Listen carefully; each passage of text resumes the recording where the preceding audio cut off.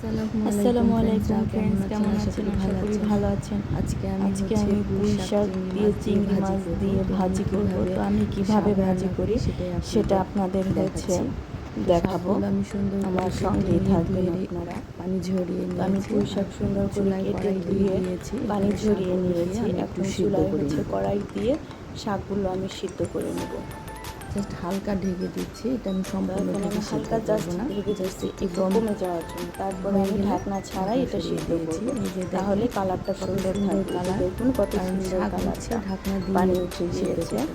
তোমার শাক সিদ্ধ হয়ে এখন আমার শাক সিদ্ধ হয়ে গেছে। এখন আমি এটা ভাজি করব চিংড়ি মাছ দিয়ে। কড়াইতে একটু আমি চিংড়ি মাছ কেটে পরিষ্কার করে পেঁয়াজ কুচি দিয়ে দিলাম। আমি পেঁয়াজ তেলের মধ্যে একটু ভেজে নেব। পেঁয়াজের সাথে রসুন দিয়ে দিলে রসুনটা দেখা যায় পুড়ে যায়, পেঁয়াজটা কাঁচাই থেকে যায়। এর জন্য আমি পেঁয়াজটাকে একটু ভেজে নিয়ে রান্না করি। তারপর রসুন আর পেঁয়াজ কাঁচামরিচ রান্না করে ফেলি, তো আমি ওটা করি। তো এর সাথে এখন আমি চিংড়ি মাছগুলো কাঁচামরিচ চিংড়ি মাছ পেঁয়াজের সাথে ভাজি হয়ে যাবে। একটু নেড়ে চেড়ে নিচ্ছি। আর এই যে চিংড়ি মাছ পরিষ্কার করে যেহেতু আমার সেই ছোট পানি দিয়ে আমি সিদ্ধ করবো না, জাস্ট এটা চিংড়িগুলো ভেজেই দিলাম ফেলবো তেলের মধ্যে। এটা পেঁয়াজের সাথে ভাজি হয়ে যাবে। আর চিংড়ি মাছ সিদ্ধ হতে বেশি একটা সময় লাগে না, এর জন্য হালকা একটু লবণ সুন্দর করে ভেজে নিয়েছি।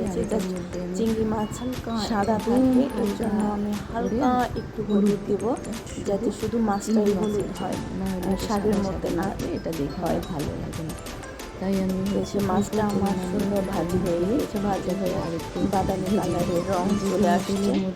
আমি এখন এর মধ্যে একটু লবণ আর মাছ বললাম হালকা করে দিয়ে দেবো, ভাজি হয়ে যাচ্ছে। আমার চ্যানেল যদি আপনাদের কাছে ভালো লাগে অবশ্যই সাবস্ক্রাইব করবেন, লাইক করবেন, শেয়ার করবেন এবং ফলো করবেন।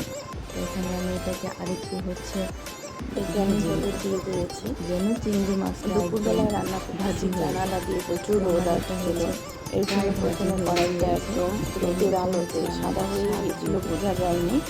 পরে জাস্ট জানালায় আমি কাপড় দিয়ে দিয়েছি, দ্রুত সিদ্ধ হয়ে যাবে। আর আমি বেশিরভাগ ক্ষেত্রে চিংড়ি মাছ রোদের আলোতে কেমন হয়ে শাকগুলো দিয়ে। এখন আমি যে শাকগুলো চিংড়ি মাছের সাথে ছিল না, সেটা এখন চিংড়ি মাছ বলেন, লাউ শাক বলেন, পালং শাক বলেন, সব শাকের সাথে যদি আপনি চিংড়ি মাছ দিয়ে ভাজি করেন অনেক টেস্ট হয়, খেতে অনেক টেস্ট হয়। ভিতরে যে একটু পানি আছে, পানিটা শুকিয়ে যাবে।